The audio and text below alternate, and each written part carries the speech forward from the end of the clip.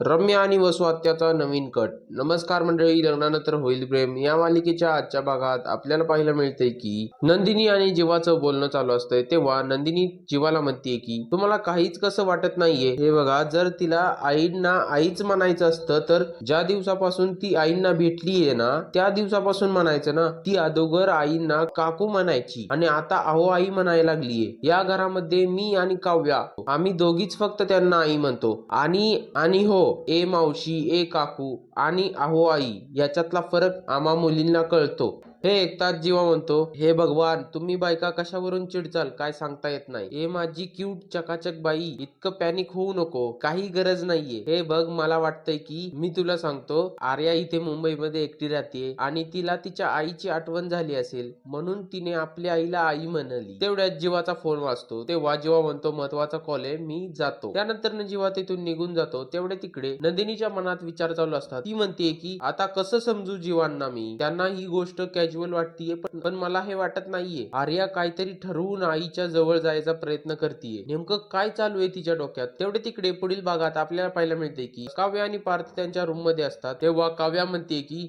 आपण सतत दोघे वेगवेगळ्या टोकांवर बोलत असतोय, आयुष्यभर एकत्र राहिलो म्हणजे मिळालं रे बाबा. तेवढ्यात पार्थचं लक्ष एका पेपरवरती जातं. त्या पेपरवरती काव्या आणि पार्थचा फोटो असतो. तो फोटो टेबलवरून उडून खाली पडतो. तेवढे तिकडे आपल्याला पाहायला मिळते की रम्या वसु हत्याला म्हणते की आपण असं काहीतरी करायला हवं जेणेकरून तिच्या मनावर घाव बसला पाहिजे. आपण जर हे करू शकलो ना तर पुन्हा एकदा 16 डिसेंबर सारखा या घरात धमाका होईल. तेवढ्या तिकडे आपल्याला पाहायला मिळते की पार्थ काव्याला म्हणतोय की मला वचन द्या, तुम्ही माझी साथ कधीच सोडणार नाही आणि आपल्यात रामायण कधीच होणार नाही. त्यानंतर पार्थ काव्याला घट्ट मिठी मारतो. आता पुढे नेमकं काय होणार आहे तुम्हाला काय वाटतंय कमेंट बॉक्स मध्ये नक्की सांगा.